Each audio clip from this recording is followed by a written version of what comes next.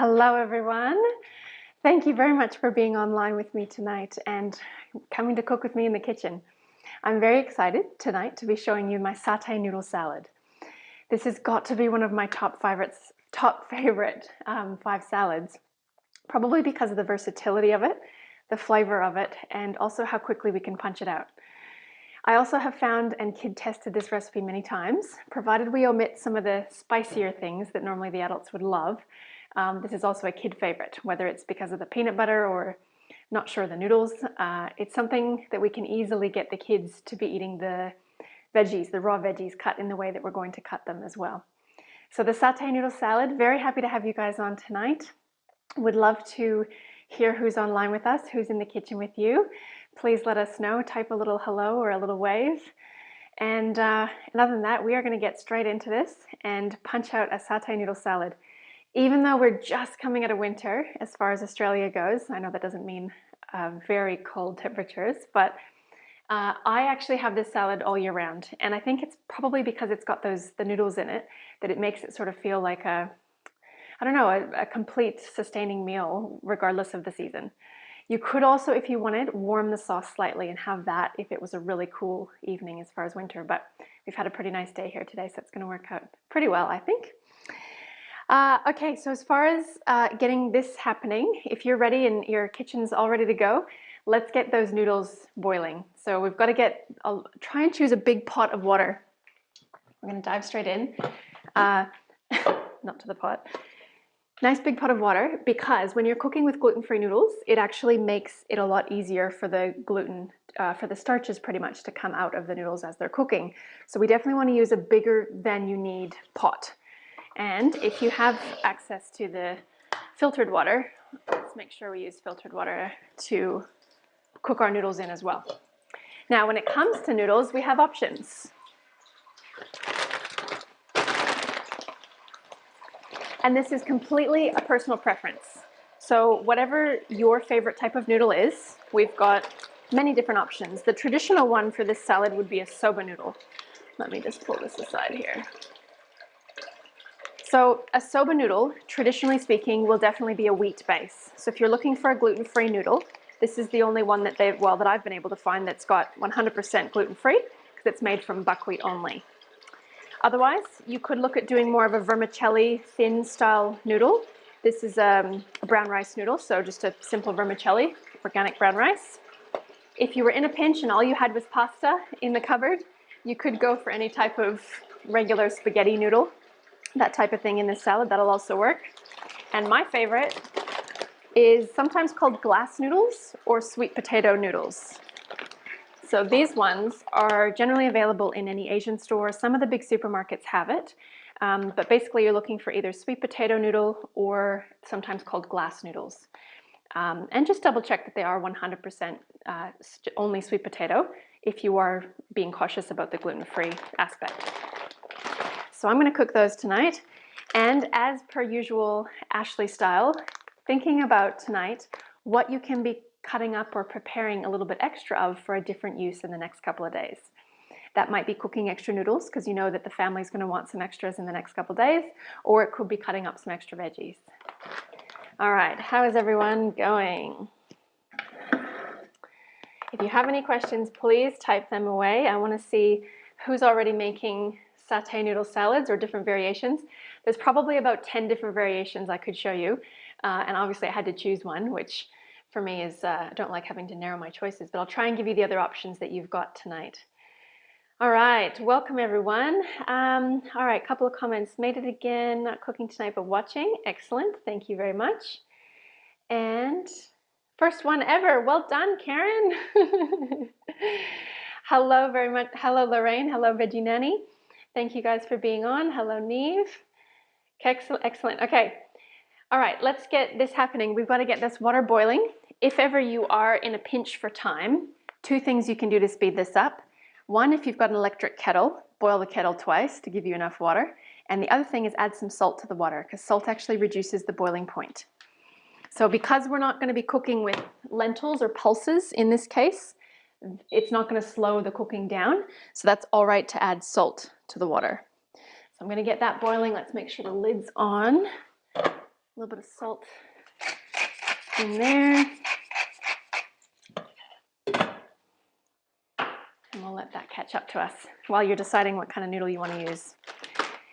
And just on that note, really quickly, I didn't go to the shops to get 4 different kinds of noodles.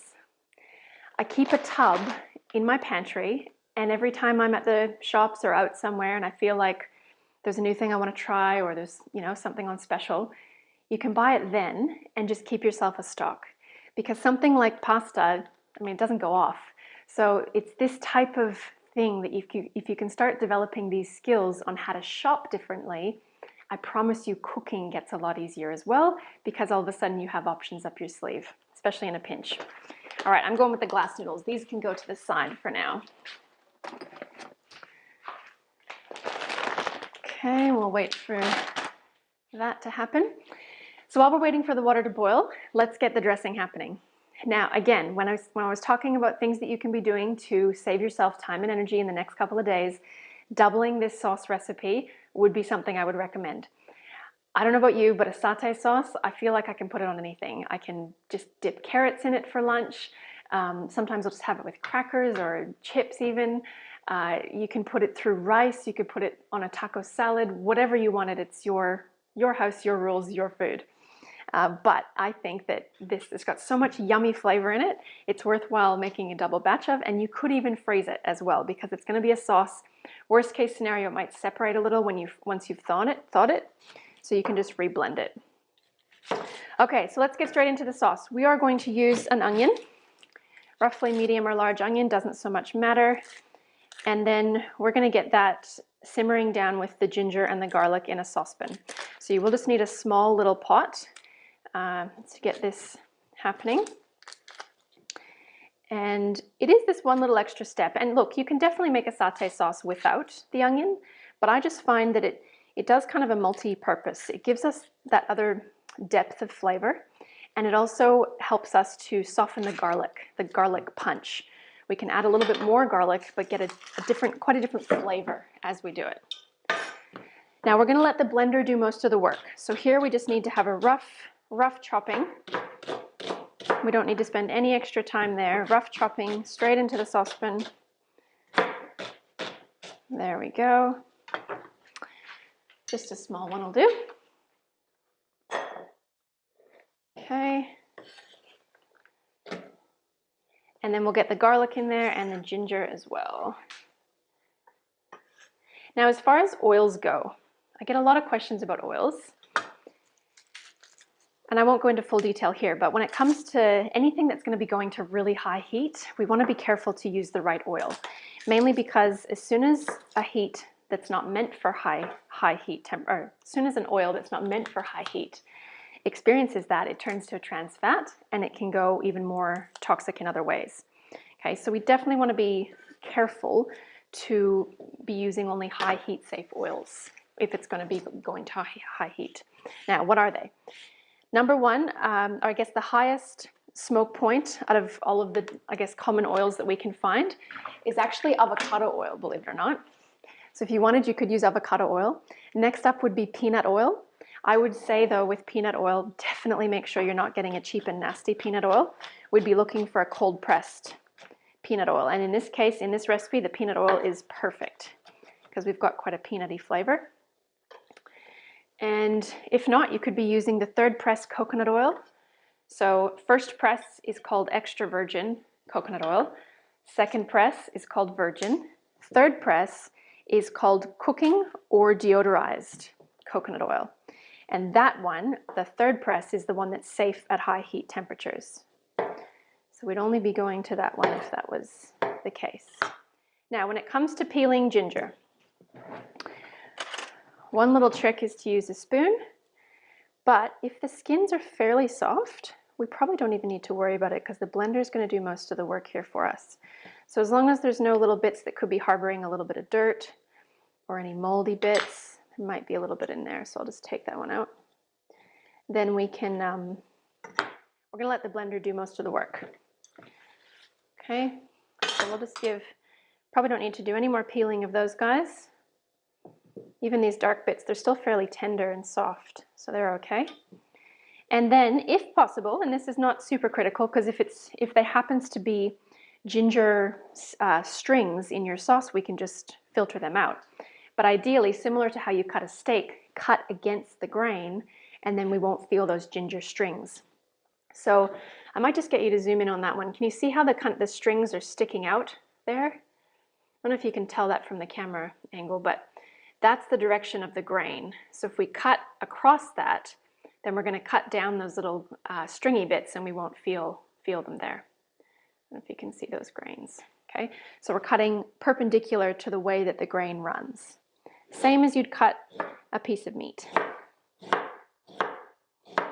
And you can generally feel it too. It's going to be harder to cut in this direction. You're going to see little dots. That means you're cutting against the grain, which is perfect. Okay, so we'll give that just a couple little slices. And then, like I said, the blender is going to do the rest of the work once it's cooked down.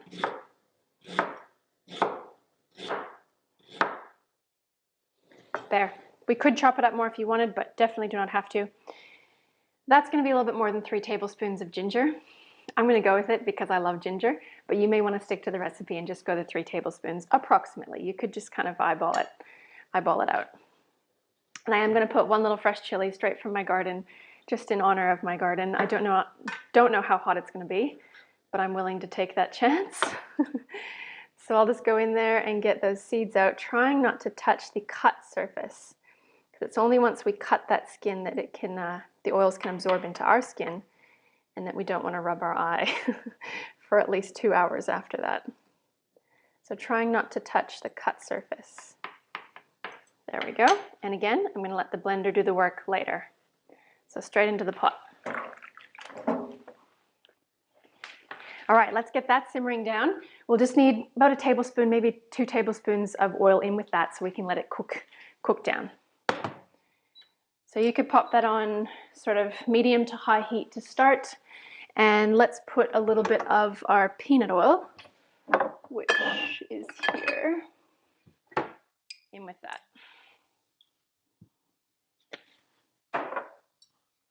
All right, we'll let that keep happening. And as you can see, this is going to be a nice and quick salad to pull together, even though the dressing involves 1 cooking step. So we're going to get straight into the vegetable part of it, because this does have a bit of a particular, I guess, way to do this so that you can get everyone loving the salad as you go. And then we will resume.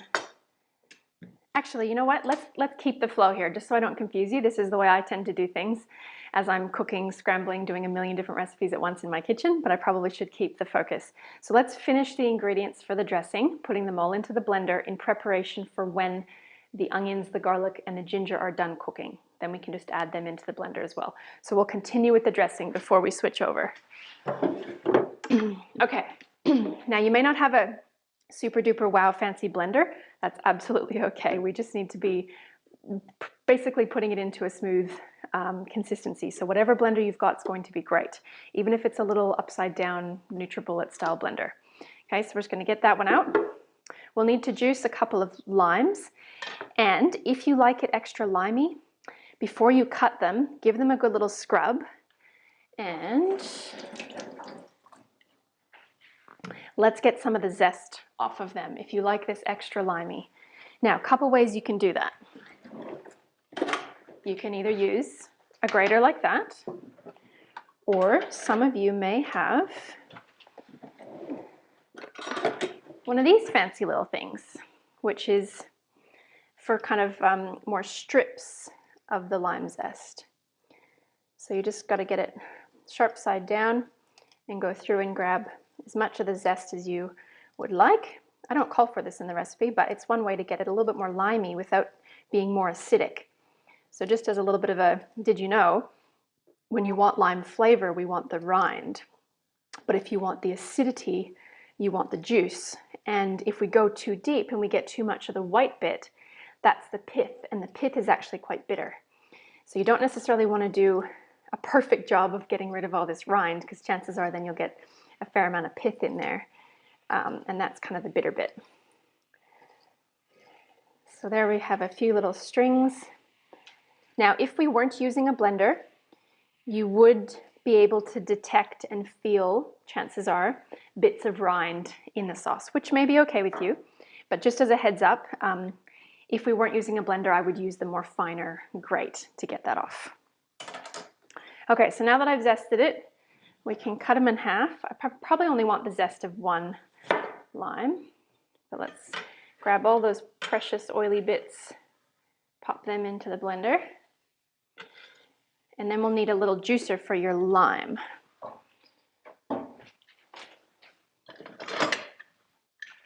I'm going to go quick and easy with this guy. So let's get the juice in there. Okay. Now I've called for about 1/4 cup. Again, you can eyeball it. If you're limited by the number of limes you've got, it's probably going to take 2 limes to get about 1/4 cup. Really making sure we get everything out of there. And if you've only got lemons, that's fine. And even once I did this with grapefruits and it still worked well. So you have options. This is a great thing to get the kids onto too. They love squishing lemons with these things. It's a good little muscle workout. Okay, and for those of you that are looking for different substitutions within this, you don't have to put nuts in this. So you could make a satay sauce just using the tahini or using sunflower butter, which then are both seed options as opposed to nut options. Then you can send this to school. So if the kids love this, although they may have to have it sometimes without their favorite peanut butter, they could have it with tahini, which is a sesame seed base, or sunflower butter instead. Okay, other substitutions. I had a question about the coconut cream. Now, couple of options. The coconut cream is a fairly easy and wonderful option, but if you're allergic to coconut, you could do soy milk instead. If you can't do soy milk, you could possibly blend up your own cashew cream and use that. So hopefully you can do nuts, soy, or coconut, one of the 3. Otherwise, obviously, or dairy cream or yogurt, but then we're talking dairy, so up to you, up to your choices. All right, we've got our lime. We've got our oil in with our onion, our garlic, our ginger, and our chili. So now we need about 1/2 cup, 1/3 to 1/2 cup of peanut butter, as well as some tahini. Now I snuck the tahini in there. It's not necessarily traditional, but I really wanted to include it. You've probably all heard me go on about it already, but because of the calcium component of tahini. Tahini is just the most amazing source of calcium. So if you can, sneak it in wherever you've got it.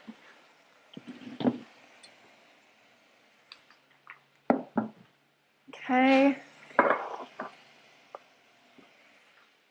And the rest of our ingredients. There we go. Okay, and I'm just going to give the onions a little stir.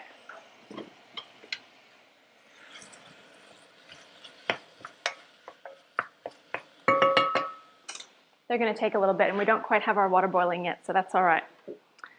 Okay, so now 1/3 cup of peanut butter.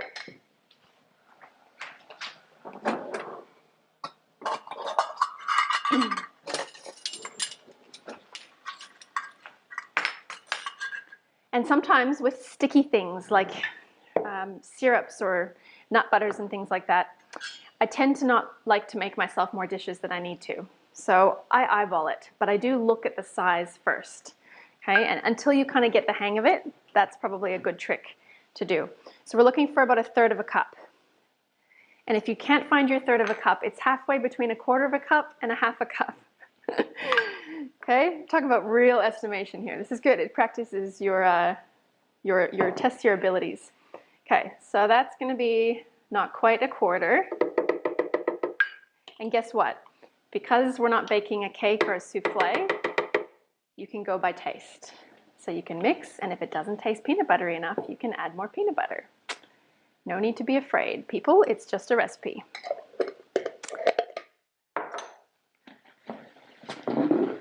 All right, how's everybody going?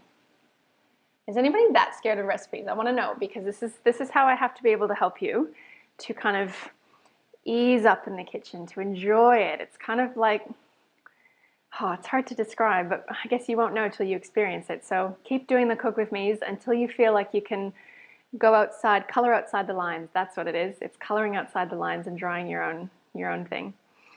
All right, don't have any peanut butter. Is that bad? Have peanuts and tahini. Okay. All right, Angela, great question. So you could, if you're using a fairly strong blender, you could just put the peanuts in there and then maybe you'll have a little bit of chunkiness left in the sauce, but that's okay. You could just add extra tahini. If you have other nut butters like almond butter or ABC spread or any other types of nut butters on hand, you can use those as well. Yeah, so I'd say maybe try a combination of that or add extra tahini and go from there. But yes, great question. If you wanted to take the time to make sort of a proper peanut butter just with that in the blender alone, you definitely could, but you don't have to go that far. How long should the glass noodles cook for? As mine went in as we started. Good one. Okay. I find with the glass noodles, the easiest thing to do with them is to boil them for about 5 to 7 minutes and then just let them sit in the water until you're ready to serve them. So that way then you get hot noodles fresh for the salad. They, unlike other gluten-free noodles, they can handle being in the water for longer as long as they're not continually boiling. So basically do a couple tests, and I think I've had quite a range between the different brands of glass noodles, Karen, so do just have a taste every couple of minutes and see how they're going. Probably they might take longer than you expect, so you don't want them to necessarily be too al dente, because then by the time, if you have them tomorrow, they're quite a bit more firm. So do let them go. They're a lot more forgiving when it comes to a gluten-free noodle. Okay, hope that helps. And I think I'm nearly ready. Yeah, I can chuck mine in. Those are boiling now. Good idea. And because they're sometimes a little bit difficult to pull out of the package, I'm just going to cook the lot and find out something to have noodles with tomorrow.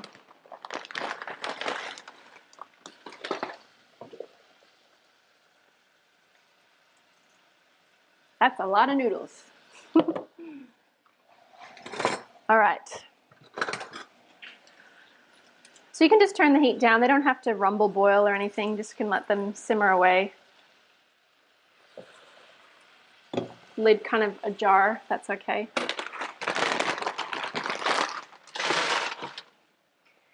And we'll just check them every now and then. Instead of giving you an exact answer, if you're the type of person that wants to set an alarm, start with 7 minutes, and then you can test it from there. I hope that helps. All right, here we go. Okay, so the tahini, we've got our peanut butter in there. Tahini, 2 tablespoons. If you can get away with 3, do it. All that better kind of calcium opportunity, the better.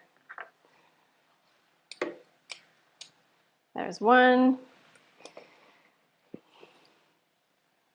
There's 2.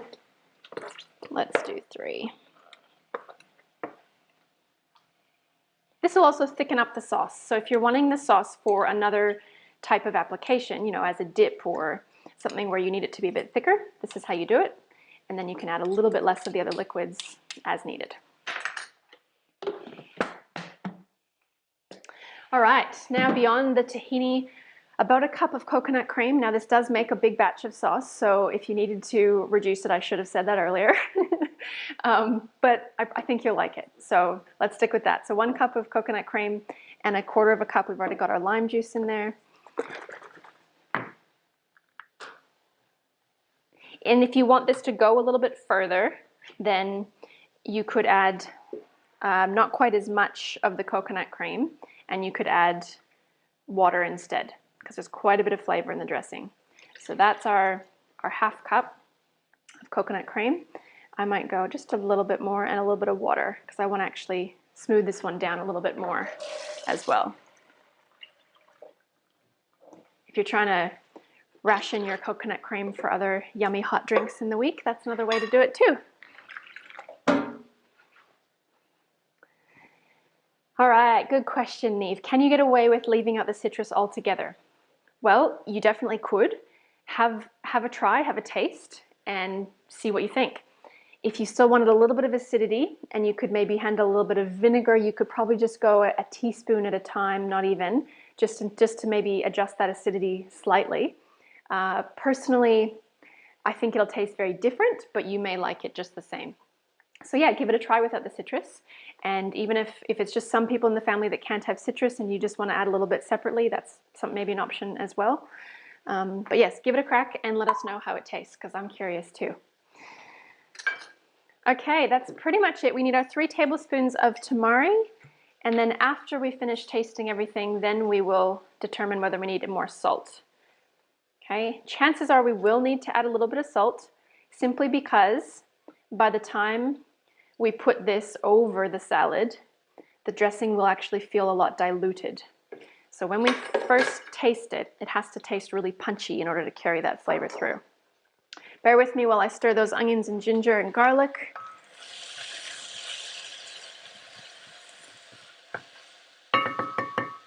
Hopefully you're getting the smell-o-vision effects now too. It's starting to smell pretty good in here. Okay, very easy. No tamari, any alternative? Good question. This is good, you guys. You guys are getting the hang of this. Okay, so instead of tamari, you could, and this is where it comes back to stocking your pantry so that you have options. If you had coconut aminos, which is kind of like the tamari flavor, and they've got different kinds now that are all fairly good whole food ingredients. So coconut aminos, good to have that in your pantry, I'd say at all times. If not, you could try using a little bit of miso paste. Again, not in my pantry, it's in my fridge, but something I like to keep on hand at all times in case I'm low on flavor in a dish. It's kind of that flavor booster ingredient. So you could try a little bit of miso paste. Start with maybe a teaspoon, Karen, and add more as needed. With the coconut aminos, you'd go direct 1 for 1, so 3 tablespoons of that, knowing that the coconut aminos will be a little bit sweeter. Otherwise, you could use, yeah, there you go, teriyaki aminos. Excellent. Give that a try. You'll have like a combo of blasphemic teriyaki Japanese satay. I love it. Let us know how it tastes. Why not, right? All right, so that's our dressing until our onions, ginger, and garlic are done. So let's just put that one to the side and we'll move on to the veggies.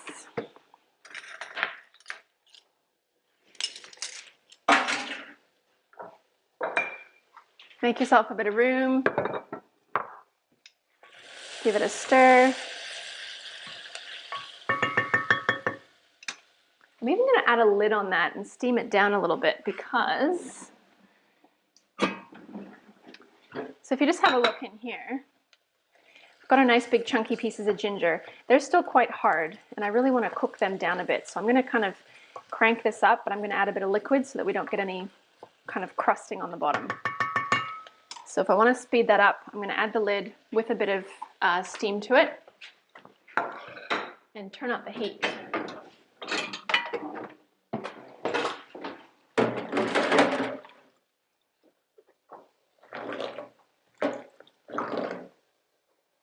All right, so a little quick cheat is to add the liquid into the lid and then let that cook down. And I'm going to turn that up a little bit. Okay, the noodles are good. All right. Okay, onto the veggies. Now, you may have noticed a lot of alternative options in there for the veggies. You could have a completely different salad if you chose everything in the right-hand brackets that I've given you there. So my point here is go with the flow and don't feel like it has to be anything in particular. Now I've done a little bit of a pre-wash on these veggies already. If you haven't already done that, remember the trick for washing veggies. Nice big bowl, get yourself a little bit of vinegar in there, and then that can be used as your rinsing bucket after the fact. Now, when it comes to the mouthfeel, what I was describing there in the recipe is to do with the thinness. And I know there's a couple other recipes where I've brought this up before, but what I really want you to take away from this is the idea that how something is cut definitely affects how someone loves or doesn't love a dish when they bite into it. Personally, I want to kind of mimic the shape of a noodle when it comes to the other vegetables, so that when you kind of dig into the salad, you're getting that sort of long, loopy thing that you can take your fork into and twirl it like a good spaghetti bolognese or something. So we want to get the nice, fine, thin slices. Now, depending on whatever tools you've got in the kitchen, that's completely up to you. With something like the cabbage, even the carrot, definitely the capsicum and the zucchini, we could be using a mandolin. Now, you've probably heard me talk a lot about the mandolin, but maybe I haven't done a lot of demonstrating with it. This thing is probably in use every second day or so because it gets such a wonderful result and so consistently and so quick. So if I'm in a hurry or if I want to do things, I guess, really beautifully and consistently, I'm going to get out the mandolin.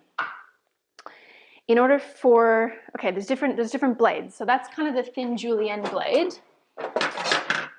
And otherwise, if you just want to just do a straight slice, that's this one. Not all mandolins are created equal. I promise you I've tried, well, I shouldn't say promise, there's new brands out all the time, but I've tried many different kinds. This is definitely my favorite as far as ease of use, ease of cleaning, and sharpness of blades, longevity-wise. Okay, but they are quite dangerous, so be careful keeping those fingers out of the way. In all times, I would recommend you use the hat. So do as I say, not as I do. Nice thin slices on the cabbage. Now, if you don't have a mandolin, you can definitely still achieve that with a nice sharp knife. So we'd want to be getting yourself a nice flat surface on the cabbage. And we're just going to start until we get a vertical edge here. A bit of forward action of the blade. Instead of just kind of chopping through it with a lot more effort, we want to slice through it. Okay. So nice thin slices. See how thin you can get it. It's a little bit of skill, a little bit of practice. And then you can kind of compare to see whether or not it's worth your while to get the tool for the job. So that was probably my thinnest that I would do in a reasonable amount of time to try and get through the amount that I have to get through. And that's what the mandolin produced. So you can see there's still quite a difference even though I was going quite thin with a sharp knife. Okay, so it does make a difference, and as far as speed, boom, boom, boom, boom, boom, I think it's just so much faster with the mandolin and a little bit more consistent. So let's just get a little bit of cabbage in there. If you've got green cabbage, that's great. I love the purple just for a bit of extra color.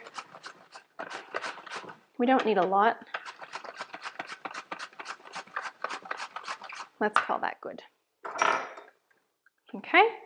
Now, whatever salad bowl you want to be building this in, it's generally easier if you start bigger than the serving bowl that you're going to mix it in so that we can get a good mix before you actually present it. So I'm going to use a big bowl. My favorites. And let's start piling it in there.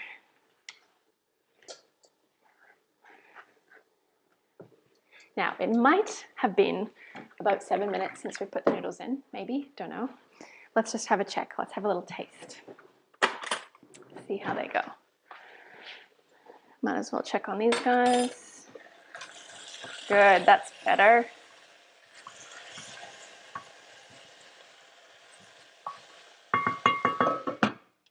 Okay. Test these noodles.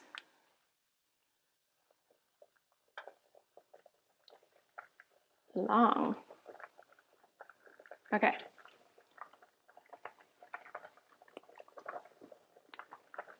All right, so it's still quite chewy, quite gummy. I'm gonna let them keep going. They should feel like a nice regular noodle by the time they're done cooking. So I'm gonna let that keep going and we'll resume what we were up to with our veggies. All right, carrot, I'm not gonna bother peeling and I'm gonna cut it with this version of the mandolin. So it's going to give me nice thin strips. You can imagine how quickly we'd punch through that. And then, just for contrast, this might be a tool that could be easier for you to get your hands on. They're about $14, whereas these are about 70 something. Okay, and you could punch through the carrot like that for a different result still. So see the difference? We've got kind of more of a stick versus more of a julienne piece. Okay, so that's just purely a preference thing. When it comes to mouthfeel, if you like a bit more crunch, we go this way. If you like it to be a bit more delicate, we'd go with a julienne peeler. So it definitely does make a difference when it comes to taste and mouthfeel.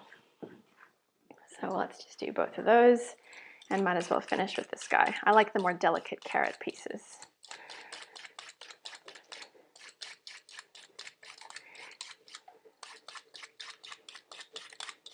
Try and leave yourself the stem on. If it's got a longer stem, it's easier to hold on to at the end and we get less carrot waste.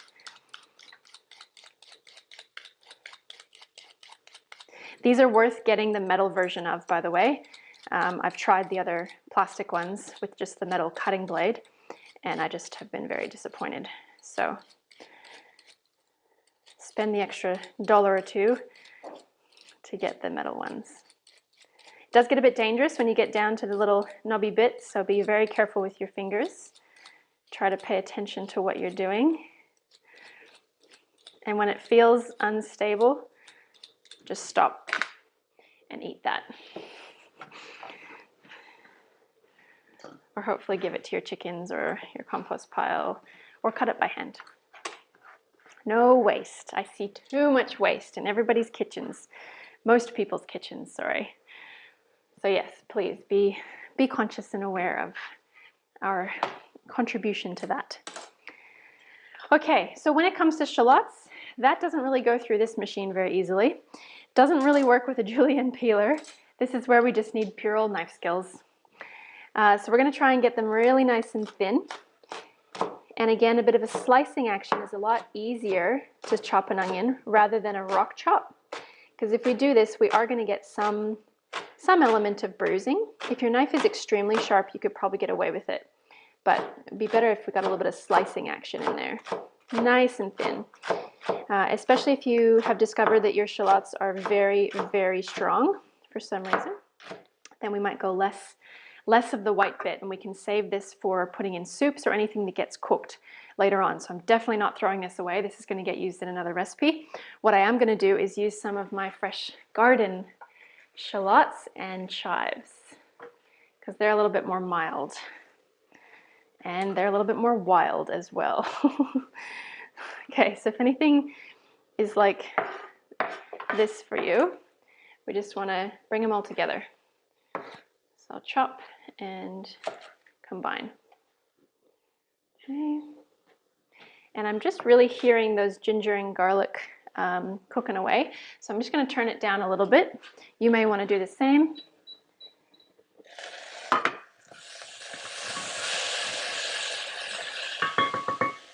And if you have any charring down the bottom of the onions and garlic and ginger, just add a little bit more water to kind of deglaze the bottom of that pan. And we can actually turn that one off because they're done now. So we'll get to them in a second. Okay, so punching through the shallots, these ones are much more delicate, so we can just rock chop them through. Nice and fine.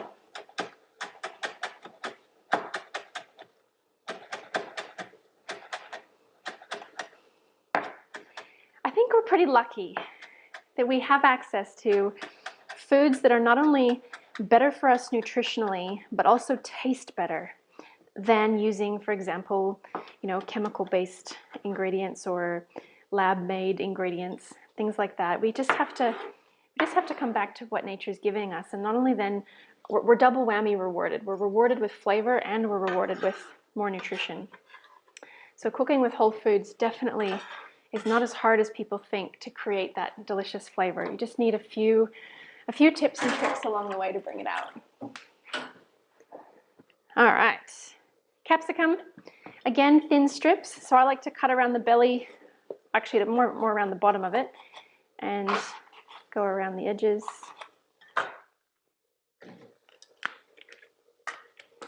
And however you want to do the thin strips. Otherwise, while it was still whole, we could have popped it through the mandolin with a thin slice blade. This way, it's a little bit more challenging. Let's see if we can do it. We're going to be able to skewer that in there. Pop the skinny blade on. So as long as you can get the hat to hold it. And I think that's why this is one of my favorite mandolins, is because the hat actually has some depth to it, as opposed to just being a gripping surface.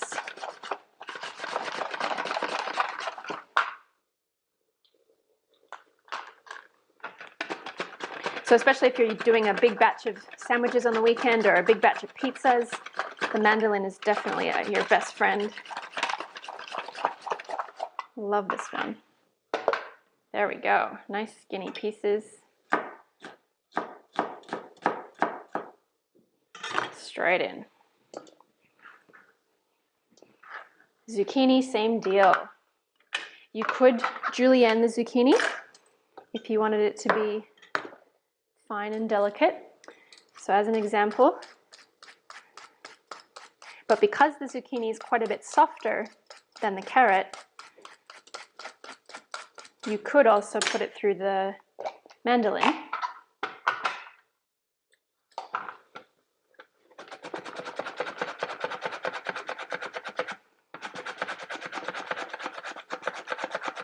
And get a nice, fine, delicate piece as well.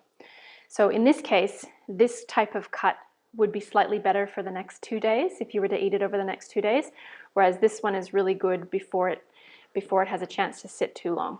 So if it were my preference, I would actually go the mandolin with this one.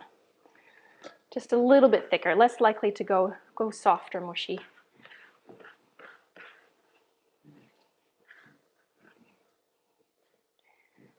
Okay, I also want to hear if anyone's trying any new veggies tonight in the family, because this is a good way to sneak it all in there. Now I haven't got any bean sprouts on hand, so I just went to the garden to see what else I could use instead. If you've got bean sprouts, just give them a little rinse and pop them into the salad. Otherwise, if you were slightly more organized and you got some mung bean sprouts sprouting, they only take two days to grow. And they're really, really, really easy. Then you could have also popped in the little mung bean sprouts as well for the extra bonus nutrition. Big difference between the really long white sprouts that we think of as kind of stir-fry sprouts. Those still come from mung beans, but they're very highly fertilized to get that long and fat and juicy and plump. So generally speaking, you can't find those organic. It's very rare to find them organic.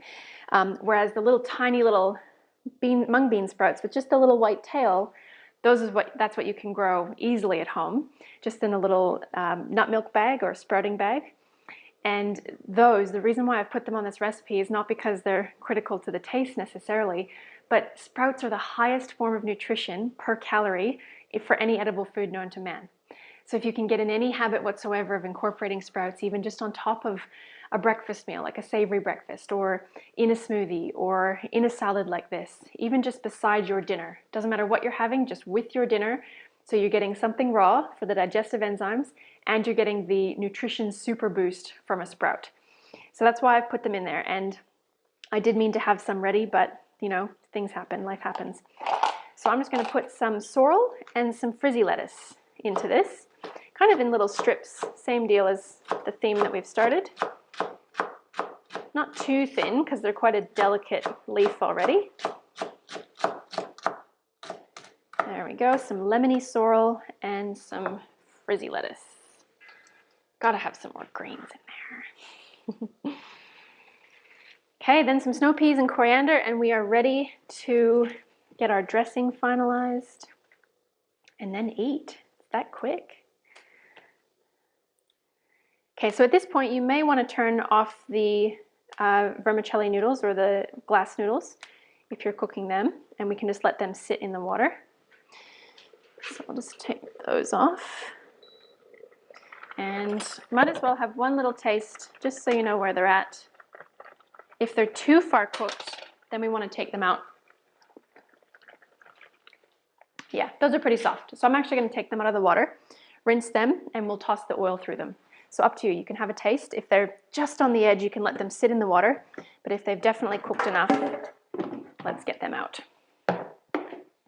All right, so a little bit of a strainer there. And always pouring away from yourself with steamy items. Steam burns much faster than hot water. So for any of you out there that didn't know that, or teenagers that are still new to cooking, steam will burn you really quick compared to even boiling water. Okay, if you want to cool them off straight away, let's go cold water rinse. It's probably going to be the best result for the noodle if you go cold water rinse, but if you want to have them hot, then you can leave it hot if you're having them straight away. And then let's let them sit there and drain for a little bit before we toss the oil through. That's a lot of noodles. Anyone want to come over for noodles? I could have done half of that very easily. Okay, so once we've got most of the water out of there, most of these types of noodles will kind of stick pretty quickly. So I'm actually going to take them from drained straight back into the pot.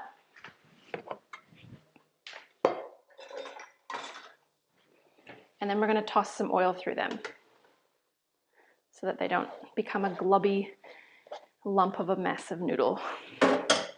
Okay, now this will actually absorb a fair amount of oil, which is okay because we're not actually adding oil to the recipe, to the dressing, okay? So you can choose your favorite flavor, and whether we're adding it to the dressing or adding it to the noodles, take advantage of getting some more flax oil into you. Remember, we've talked about this one before, the omega-3s. This one gets stored in the fridge. Sneak it in wherever you can that's not going to get cooked. This should be cooling off enough soon that we can put that in there. Now, this ugly looking bottle used to be chili sauce. Then Ashley made her own chili sauce, and with all of the pulp that I mashed through the sieve, the fine sieve, I took that lump of chili pulp, forced it through the bottle, and then added olive oil. And this has been in here for a couple of months now. It's very hot, but I love it. So I'm going to put my heat through there on the noodles like that. You can even tell it makes the noodles go red. That's going to be actually probably way too much. I wasn't paying attention. And some macadamia oil. Why not? And a little bit of flax oil. Okay. And then your little pasta fork, just to kind of put that oil through the noodles and prevent them from sticking. That's a lot of noodles.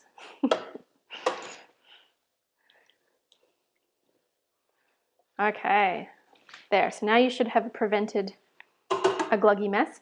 As it cools, it's good to give it another little stir, if you can remember to do that as well. Okay, so before we get to the dressing, let's finish unzipping our snow peas, just so we don't get any tough strings in there. So this little bit at the end, that's where the zipper is. So if you can pinch that, pull the zipper back, and then sometimes there's another zipper on the bottom, but not always. So that's what we're looking to take away, because otherwise, if a person bites into this and they get a string, it can actually choke a person quite easily. So we want to get rid of those. If you find after doing 3 or 4 or 5 of them that there's no zipper, then you might have got a batch where they've actually been hybridizing them for no strings, which is what it is. But then you don't need to worry about doing the rest of them if none of them seem to have strings. So give them a little unzip. And then same thing goes with this one. We want to make sure we've got some thin slices with the snow peas instead of big chunks to bite into. And I think one of the main reasons why this works so well on the palate is because if you have really big pieces, you're only going to get probably on one bite maybe 2 or 3 different vegetables at a time. So then you're kind of not getting the full effect of the salad. Whereas if you cut them smaller, chances are you'll get a little bit of everything in every bite and you can fully enjoy that flavor. So it's up to you. If you have kids that are very texture specific and you need to serve this salad with different piles on the plate, that's okay too. At least you're not making a totally separate meal for them. This is what you're making for dinner. It's just going to be presented slightly differently. All right. How's everybody going? Oh, hello, Neve's daughter. Welcome. So glad you guys are cooking together. I can't wait to see your guys' photo of your salad when you're done, so please share. Excellent. All right, so I'm just cutting on an angle here, just to get a nice thin strip. There we go.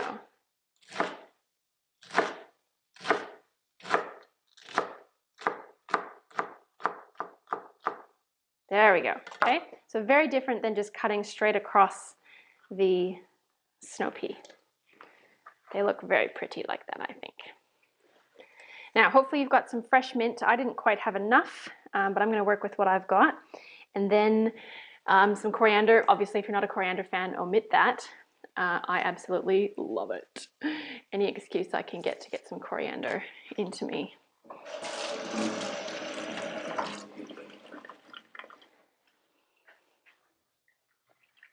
All right, so chopping these guys up, bunch them up together.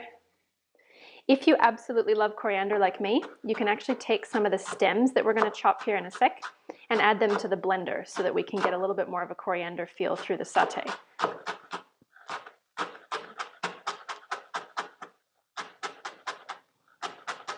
Oh, that smell! It's amazing with the mint. Some of that mint was actually apple mint. Just got the plant in my garden last week. Very exciting. And sometimes if we kind of didn't give it a very good rinse, the dirt is all kept at the stems. So once you've cut it down that far, just give it another rinse because it can be a bit sandy and gritty. So just give it another little. And if you didn't want to use all that bit, please don't throw it away.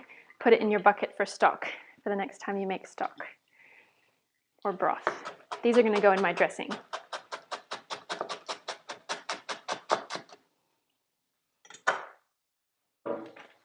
Okay, we are pretty much ready to eat.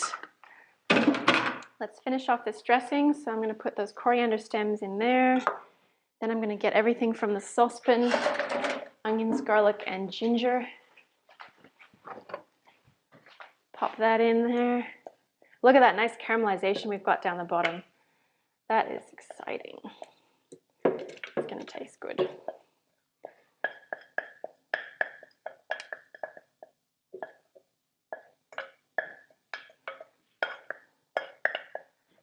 Okay, blend it up, see how we go.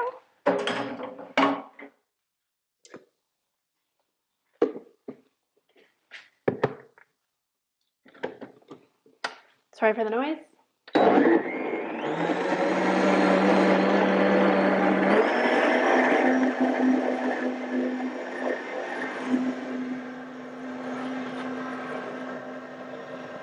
And then remember, we might need to add a little bit of salt or maybe something else, a bit of citrus, a bit of heat.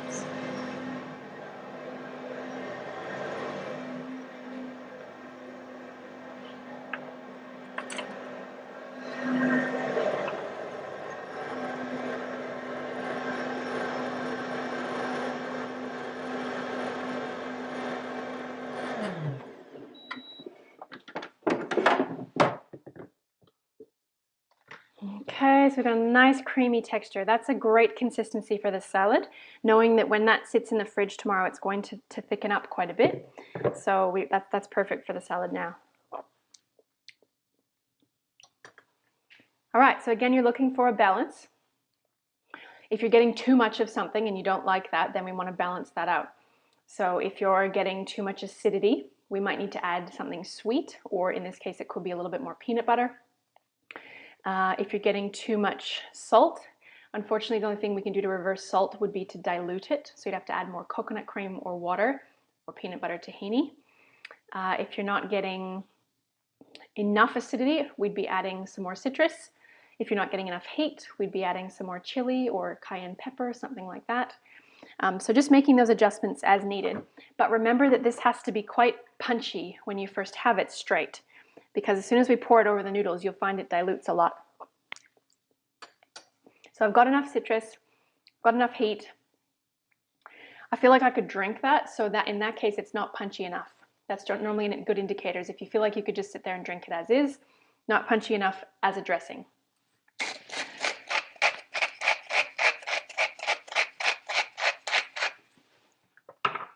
Okay, we are very close.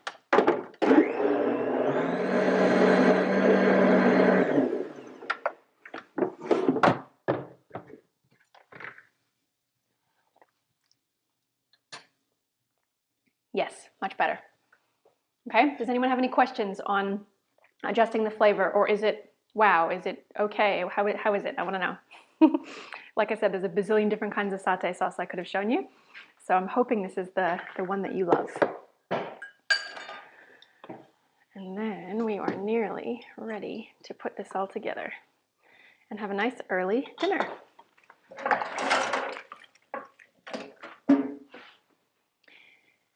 How are we going? Okay. Let me know if it's tasting all right for you guys. I know you're probably busy kind of putting everything together, but give me a little nod. And then as far as the assembly goes, this is where the big bowl comes in handy because you have room to mix. And this is where it's great to get kids involved because you don't have to worry about them spilling everything over the edges. They can kind of be kids. Look at those colors. Oh. And there is something very important about contacting the food with your hands, okay? It's an energetic thing, but it's also an intention thing. And there's a reason why cutlery is not used in places like India around the world. It's not because necessarily that they don't have access to it. It's actually seen as a disrespectful thing to use cutlery because you're not, it's like you don't want to touch your food. You're not in contact with that food, but that food, when you eat it, is going to become you. It's going to become your cells. So it's almost seen as a disrespect, well, it is. It's seen as a disrespectful thing to use cutlery because you're putting this distance or this disconnect between you and your food. So let the kids get in there with their hands, provided they've washed them. And there's your salad. Okay, so when it comes to the noodles, now if you're going to be serving this over the next couple of days, you can definitely mix the noodles through, or you can save the noodles separate because you might want to use them for a different use. So this is a little concept that I wanted to show you when it comes to a meal that might have 2 or 3 different parts to it.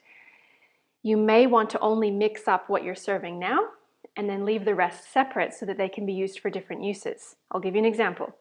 This dressing, we are going to save some for potentially just dipping in other veggies. We're going to have it maybe, like I said before, you could pour it over an omelet. I've had it spread on toast with avocado before. You might just have your other uses for it rather than everything being the same meal every time you get it. Other thing you'll use with the salad. Now, you think of ideas. Let me know what you would do with this. I would maybe have it with a different dressing to change it up a little bit. Maybe I'd even toss it quickly in the frying pan in the morning, just really lightly, and then have it as a warm breakfast with an egg.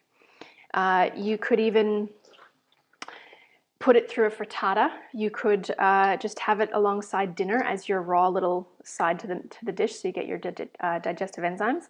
So I hope that makes my point. And same with the noodles, you might have a totally different use for the noodles. So it just might give you some more options up your sleeve, although it didn't cost you any more time in the preparation.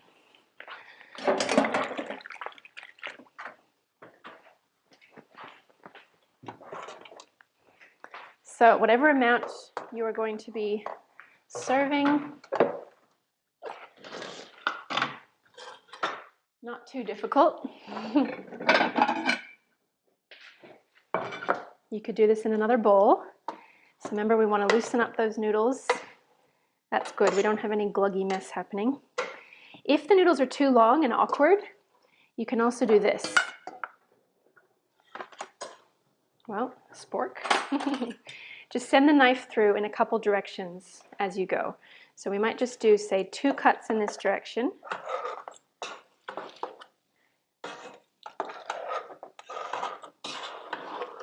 And then maybe 2 cuts in this direction.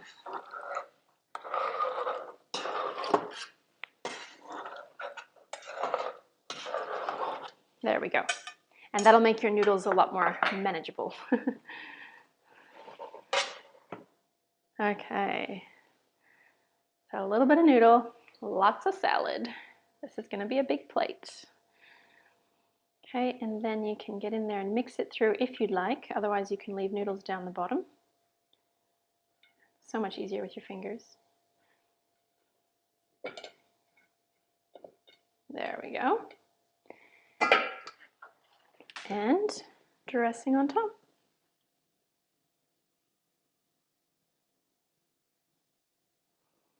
There you go. And after you kind of get a chance to mix the dressing in, you may decide that you want a little bit more on top of there to put it all through. But there we have it. Oh, no, you can't forget the toppings. The sprinkled nuts on top or a little bit of sesame seeds. Now, I didn't take time to toast them, but if you want them to be extra tasty and extra kind of devouring delicious, you could just crush up any form of nuts. Peanuts, almonds, cashews, whatever your preference is, or seeds. So just the sesame seeds. And if you haven't got those, maybe in your pantry you are now stocking things for backup uses, like a little tin of water chestnuts, which is a yummy bit of crunch on top as well. So I'm just going to grab a little bit of sesame seeds. Unlike Angela, I ran out of peanuts and I only had the peanut butter. So I'm going to do sesame seeds. Had I been a little bit more organized, and normally I do have this in my pantry, but I've just used it all up, I have another little mini jar of toasted nuts and seeds in there at all times, except for now. So you could just use that in a pinch as well. But there's some yummy sesame seeds to go on top. And any other crunch you desire. Otherwise, I think you'll find it's a pretty satiating, complete meal. Now, before I let you go tonight to go and dig into that and finish up your plating, I just wanted to remind everyone that on the bottom of the prep list page, there's a section called Key Learnings with some blank lines underneath. And I just wanted to remind you to please use that. It's probably not for anything obvious that you're going to be writing on there.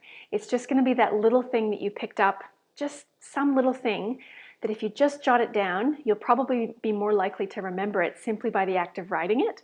And then when you can hopefully look back through these the next time, you'll go, oh, that's right. Forgot about that.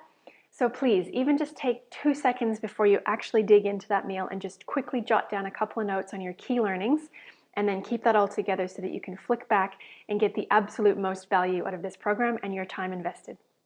But otherwise, thank you so much. If there's any other further questions, sneak them in quickly. Cool. Still hand julienning your veggies, Karen. That is okay. That is perfect for your knife skills. You are going to have immaculate knife skills. You could go work in a Japanese restaurant. And Neve, pasta salad with pesto. Yes, great idea with your extra noodles. Definitely. Make up a quick pesto, or if maybe you've already got it in the fridge, that's another great idea.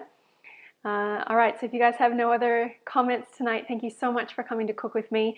Enjoy your satay noodle salad, maybe for the next couple of days. I will be. And I'll see you next time. Good night.